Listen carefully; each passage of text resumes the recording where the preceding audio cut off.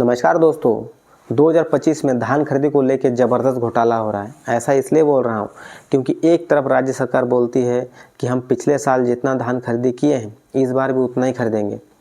दूसरी तरफ देखा जा रहा है कि आधे लोगों का तो खाता में ही कट गया, वो धान ही नहीं दे सकते, उनका खाता में 0 बटा सन्नाटा है।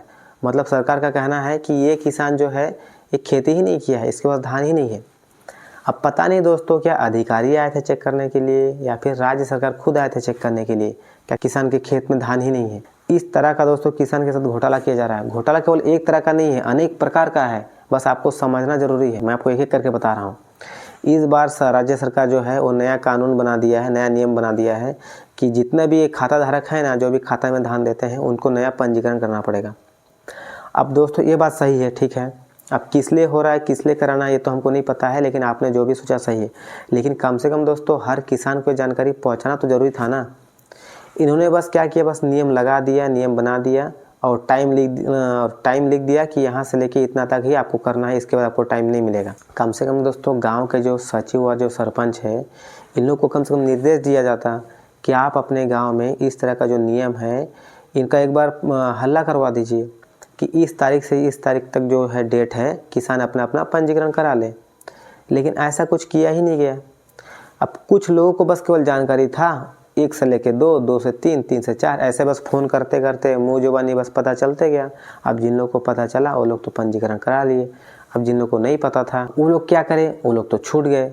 अब उनका क्या होगा। अब वो लोग रोज़ रोज़ धक्का खा रहे हैं, एक बार तहसील कोर्ट, एक बार कलेक्ट्रेट में, उनका कोई सलूशन ही नहीं हो रहा है। तो ऐसे किसान का होगा क्या। अब किसान रोज़ दौड़ते दौड़ते परेशान हो गया और डेट भी दोस्तों केवल 24-25 तारीख तक ही था। अब डेट भी पार हो गया। अब किसान का जो है अभी तक कुछ पता ही नहीं कि उनका जो खाता है का जो है वो जो पंजीकरण हुआ भी है कि नहीं हुआ। बस ऑपरेटर बोल देता है कि 24 घंटे बाद हो जाएगा, तहसीलदार बोलता है कि सब कुछ पहुंच गया है, आपका हो जाएगा 2 दिन बाद। इतना सुन के घर आ जाता है और खुश रहता है कि हो जाएगा। 2 दिन बाद देखता है कि उनका तो नाम ही नहीं आया। अब वो लोग करे तो करे क्या बताइए। अब एक तरफ जहां सरकार जो है 31 रुपये किलो धान दे रही है, वही अगर धान नहीं लेती है तो किसान को लोकल बेचना पड़ेगा।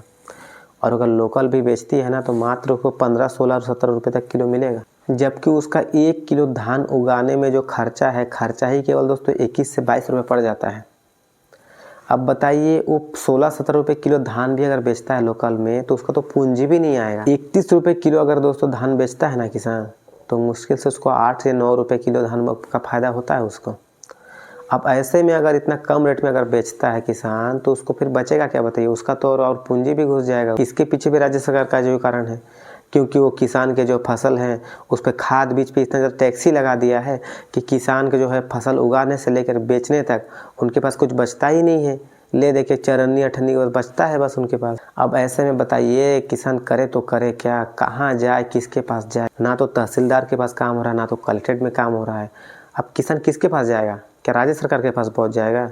उनके पास तो जाने में ही महीना भर लग जाएगा। लास्ट में वही उपाय है कि लोकल ही बेचना पड़ेगा।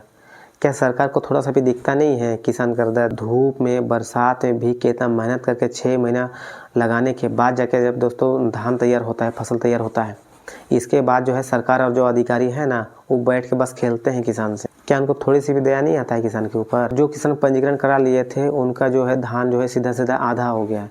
मतलब किसान के पास तो है 200 बोरी धान, लेकिन सरकार के मुताबिक आपके पास केवल 100 बोरी धान है, आप 100 बोरी ही दे सकते हैं।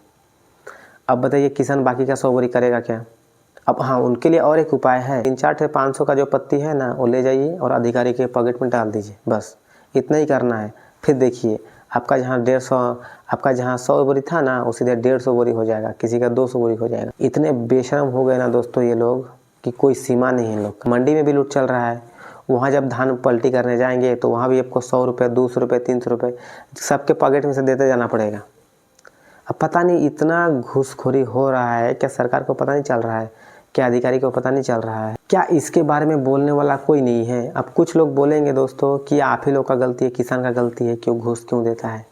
अब आप ही बताइए, अगर 2-3 पत्ती अगर किसान अगर अधिकारी के पॉकेट में देने से अगर उनका धान खरीदी का अगर जो मात्रा है वो बढ़ जाता है तो किसान देगा ही।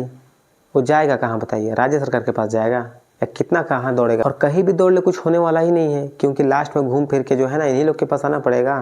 क्योंकि बड़े साहब लोग तो भैया पत्ती लेंगे नहीं अपने पॉकेट में, देना पड़ेगा आपको यही छोटे अधिकारी के, यही लोग फिर आगे बढ़ाएंगे, तो फिर कोई मतलब ही नहीं होगा। किसान इसलिए दे ही देता है सीधे, जो भी सामने आता है भैया आपको कितना चाहिए 500 1000 2000 ले लीजिए, सीधे अपना काम कीजिए। सबको पता है दोस्तों, सरकार को भी पता है, बड़े बड़े अधिकारी को भी पता है कि ऐसा जो घोटाला जो हो रहा है ना ये बिल्कुल सही नहीं है। लेकिन ये लोग चाह के भी कुछ कर नहीं सकते और कुछ करेंगे भी नहीं, क्योंकि खिचड़ी बनेगा सबको बटेगा जो कहावत है ना वो बिल्कुल यहाँ पे भी काम आता है। केवल किसान अपना धान बेचना बंद कर दे, किसान को कुछ आएगा जाएगा नहीं, वो तो भैया भले ही पैसा नहीं कमाने पाएगा, लेकिन अपने फसल अगर अपने पास रखेगा ना तो खा के जिंदा रह जाएगा। लेकिन ये लोग जो है ना ये मर जाएंगे, जिंदा नहीं रह पाएंगे। आज के लिए दोस्तों बस इतना ही। क्या आपके शहर और गांव में भी ऐसा ही घोटाला हो रहा है? अगर हो रहा है तो कमेंट जरूर करें और हमारे चैनल को सब्सक्राइब कर दीजिए, ताकि हम ऐसे ही सही जानकारी जो है आपके सामने ला सकें। धन्यवाद।